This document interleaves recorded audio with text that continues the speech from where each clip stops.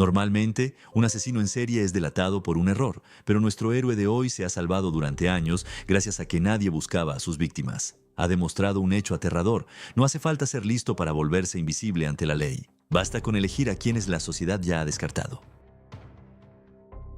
Era un agosto sofocante en Vancouver, en el barrio de Downtown Eastside, que los lugareños llaman el código postal de la pobreza. El calor era especialmente intenso. El asfalto caliente, el olor de los gases de escape mezclado con la humedad de los viejos alojamientos y el zumbido constante de la calle eran entornos familiares para Serena Abbotsway, de 29 años. Serena no era solo una unidad estadística según los informes policiales. La gente que la conocía la describía como alguien con una risa fuerte y pegadiza, reconocible incluso en una multitud ruidosa. A pesar de una vida dura y de su lucha contra las adicciones, seguía apegada a las pocas personas que consideraba de su familia. Tenía una especialidad que solo conocían sus allegados: el asma grave. Intentaba no salir durante mucho tiempo sin su inhalador Ventolin, sobre todo con un tiempo como aquel en el que el aire húmedo del océano le oprimía los pulmones. Este pequeño bote rojo y blanco era su compañero constante, su red de seguridad, un objeto que siempre llevaba en el bolsillo de la chaqueta o en el bolso. Su ruta de ese día era absolutamente estándar para el barrio: la calle Hastings, los cruces habituales, breves conversaciones con conocidos en las esquinas. Era una zona de baja visibilidad, un mundo en el que la gente podía desaparecer durante una semana sin que nadie hiciera preguntas. Serena se sentía relativamente segura aquí. Tan segura como era posible. Conocía las normas de la calle, sabía a quién podía acercarse y a quién era mejor evitar. No había nada en sus acciones que hiciera presagiar problemas. Solo intentaba pasar un día más, encontrar dinero y volver a su hogar temporal. Los testigos la vieron con vida por última vez a principios de agosto. Tenía el aspecto de siempre. Iba vestida con su ropa habitual y, al parecer, iba a reunirse con un cliente. Era algo rutinario, una necesidad doméstica desprovista de cualquier premonición de amenaza. Nadie se dio cuenta en cuanto subió al coche. Nadie recordaba la marca del coche ni la cara del conductor. Las cámaras de vigilancia, que entonces había pocas en el barrio, no registraron nada sospechoso. Se perdió de vista. A los 22:14, más o menos, su teléfono se quedó mudo. Serena, que siempre intentaba mantenerse en contacto con su madre de acogida, no volvió a llamar al día siguiente ni una semana después. Para la policía fue otra desaparición sin signos de violencia. Una mujer en situación de riesgo simplemente cambió de residencia o se fue a un maratón de drogas. La denuncia de desaparición fue a parar a una carpeta con docenas de denuncias similares. Pero en este caso, hubo un detalle que distinguió su partida de una huida voluntaria. En su casa, entre sus pertenencias, no había ningún medicamento de repuesto. Y el mismo inhalador que la acompañaba en el momento de su desaparición parecía haberse esfumado junto con su dueña. Meses más tarde, este objeto de plástico barato se convertiría en una de las pruebas más condenatorias de la historia forense canadiense. Se encontraría donde, lógicamente, no debería haberse dejado nada, en un lugar que convertía a la gente en polvo. Pero por ahora, en agosto de 2001, la calle Hastings seguía viviendo su bulliciosa vida sin saber que Serena Abbotsway ya había cruzado una línea de la que no había retorno. Había pasado a formar parte de la terrible colección de un hombre que sabía esperar, vigilar y elegir a aquellos por los que nadie se vengaría.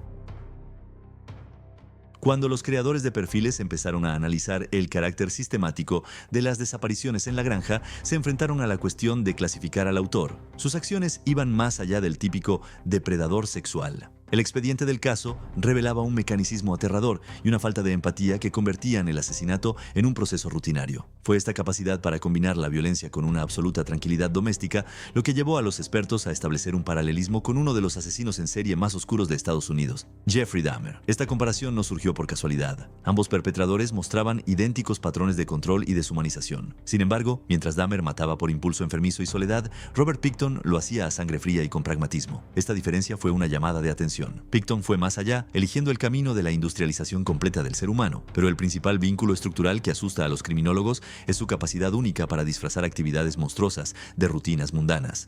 Los investigadores observaron un patrón que recordaba a los métodos de Dahmer: control total sobre la víctima a través de su vulnerabilidad. Dahmer buscaba a hombres jóvenes en bares, ofreciéndoles dinero para sesiones fotográficas y aprovechándose de su estado de necesidad. Pickton era más rudo, pero seguía el mismo patrón: ligar con mujeres del callejón de las lágrimas, ofreciéndoles dinero y drogas. Ambos eran inconfundibles a la hora de elegir a aquellas cuya voluntad de resistencia se veía superada por las circunstancias. Pero mientras Dahmer se arriesgaba en un piso de la ciudad, Pickton elevaba el patrón al nivel de una granja aislada, adquiriendo un poder absoluto sobre el espacio. El mecanismo psicológico de los asesinatos se basaba en una profunda disociación. Ambos eran capaces de cambiar entre los modos humano y depredador instantáneamente. Dahmer iba a la fábrica y volvía a los cuerpos por la noche. Pickton sacrificaba cerdos y celebraba fiestas en el hangar a metros de la escena del crimen. El asesinato no era un shock para ellos, sino parte del ciclo comercial. Otro paralelismo son los fallos fatales del sistema. La policía devolvió su víctima a Dahmer creyendo en el tono tranquilo del asesino. En el 97, Pickton también fue detenido por el intento de asesinato de una prostituta, pero se retiraron los cargos, por considerar a la víctima adicta un testigo poco fiable. Como en el caso de Dahmer, el sistema optó por ponerse del lado del criminal de aspecto normal, concediéndole licencia para continuar la serie. Pickton demostró que el aislamiento total y la selección de víctimas marginales hacen que un asesino sea invisible durante décadas.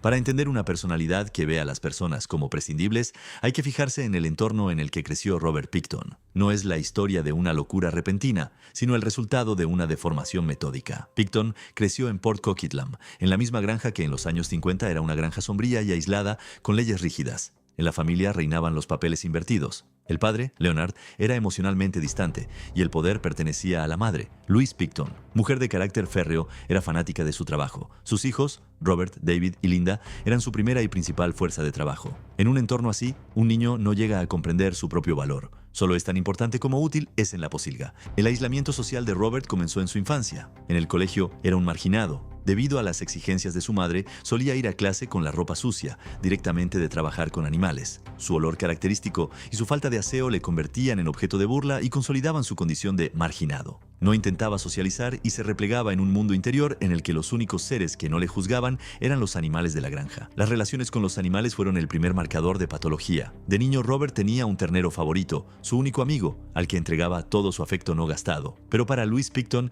el sentimentalismo era inaceptable. Un día, al volver del colegio, Robert no encontró a la mascota. Le dijeron de forma mundana que el ternero había sido sacrificado. En el granero, vio el cadáver de su amigo descuartizado. Este momento supuso una ruptura fundamental. En lugar de odiar la violencia, la psique de Robert eligió el mecanismo de defensa de la identificación con el agresor. Aprendió una terrible lección. El apego es debilidad y cualquier ser vivo no es más que carne. Para no ser la víctima, hay que ser el que empuña el cuchillo. Ha aprendido a apagar la empatía en un santiamén. Si se puede amar y luego matar por necesidad, entonces no hay frontera entre la vida y la eliminación. En la adolescencia, Robert se había alejado completamente de la granja. El abandono de la escuela le dejó con un vocabulario limitado y sin habilidades sociales. Pero aquí, entre el barro y la sangre, se sentía un maestro. La granja se convirtió en una fortaleza donde la muerte formaba parte del programa. Creció con la creencia de que todo lo que le rodeaba estaba controlado y consumido. Esta lógica solo esperaba el momento de pasar de los animales a los humanos.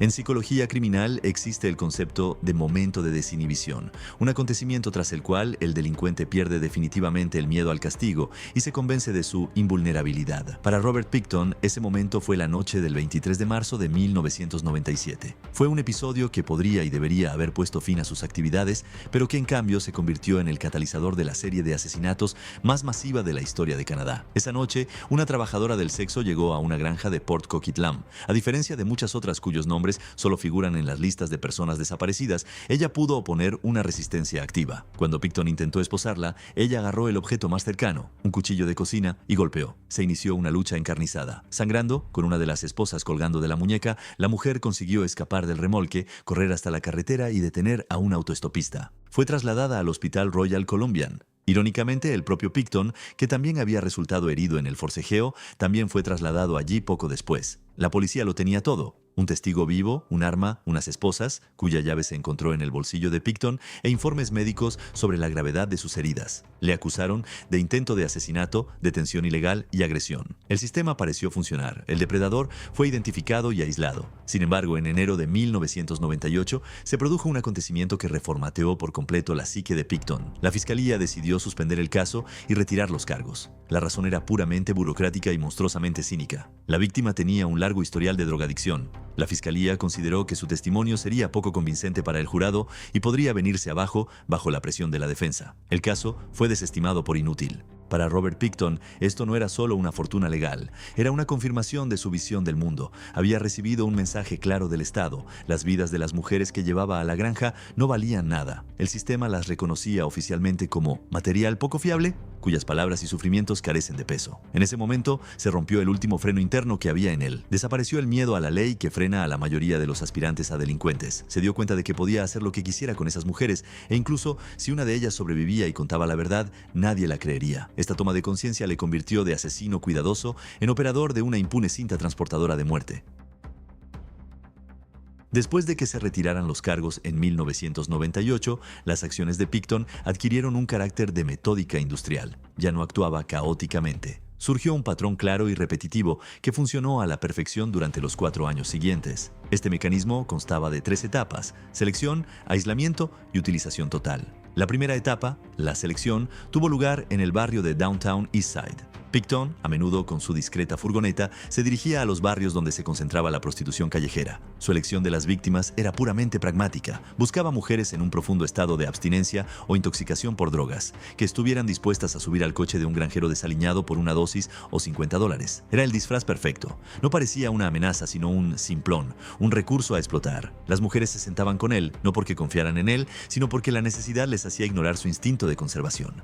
La segunda etapa, el aislamiento, tuvo lugar en las instalaciones de la granja. Picton creó allí un entorno social específico. Registró una organización benéfica, la Piggy's Palace Good Times Society, y celebraba regularmente fiestas estridentes en el hangar reconvertido. Cientos de personas acudían allí: moteros, marginados locales, traficantes de poca monta y prostitutas. La música alta, el alcohol y las drogas creaban un caos en el que era imposible percatarse de la desaparición de una mujer. La víctima desaparecía entre la multitud de invitados y luego acababa en un remolque o en un matadero del que no había escapatoria. La presencia de extraños en la granja servía de coartada perfecta. Nadie podía decir con exactitud cuándo o con quién se había visto a una mujer. El tercer paso, la eliminación, es lo que diferencia el caso Picton de la mayoría de los demás asesinatos en serie y lo sitúa entre los crímenes más horripilantes del siglo. Picton utilizó la infraestructura de una granja porcina para destruir completamente los rastros biológicos. No se limitó a matar, deconstruyó los cuerpos. Los restos fueron procesados usando equipo de corte de cadáveres. Parte del material biológico se daba de comer a los cerdos, otra parte se llevaba a una planta de procesamiento junto con los residuos animales. Era una tecnología de muerte sin residuos. Picton consiguió lo que muchos maníacos persiguen: la desaparición real del cadáver. Sin cuerpo, no hay caso.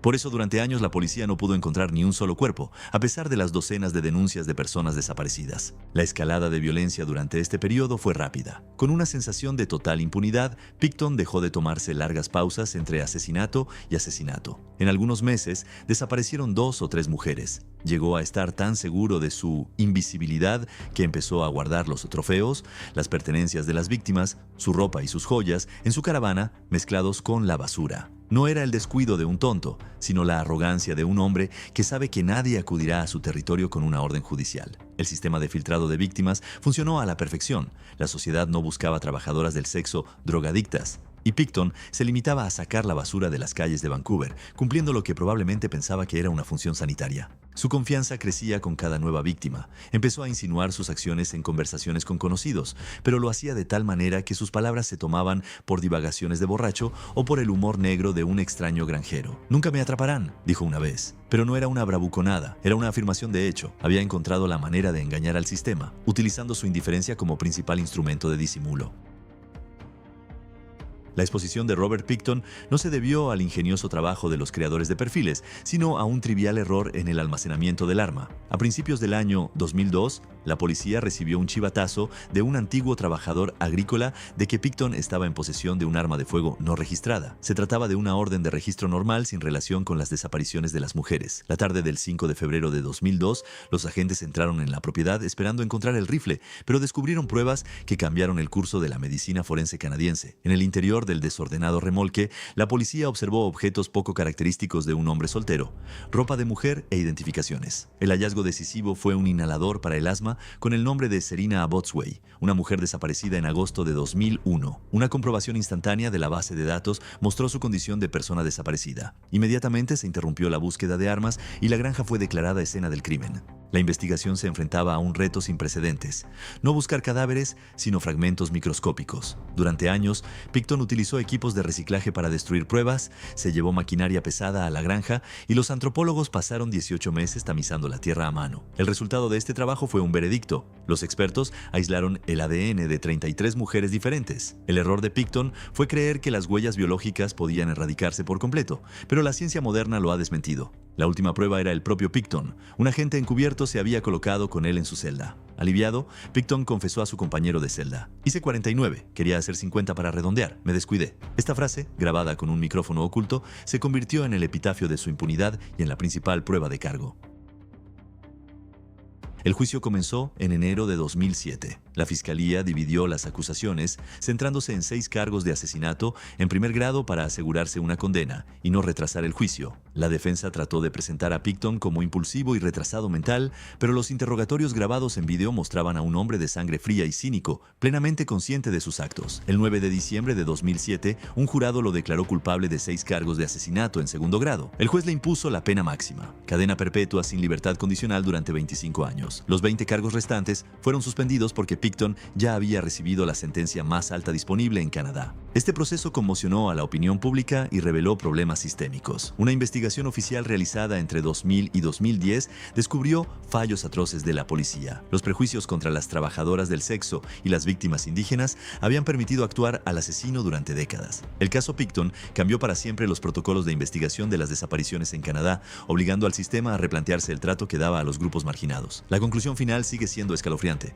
Robert Picton no era un genio del mal, era una parte funcional de un sistema roto, existente donde la vida humana está devaluada. Su historia lo demuestra. Los monstruos no se esconden en las sombras, viven en el barrio, siguen su rutina y esperan pacientemente a que la sociedad les dé la espalda. El mal no siempre parece una amenaza, a veces parece unas botas de goma sucias y una indiferencia total.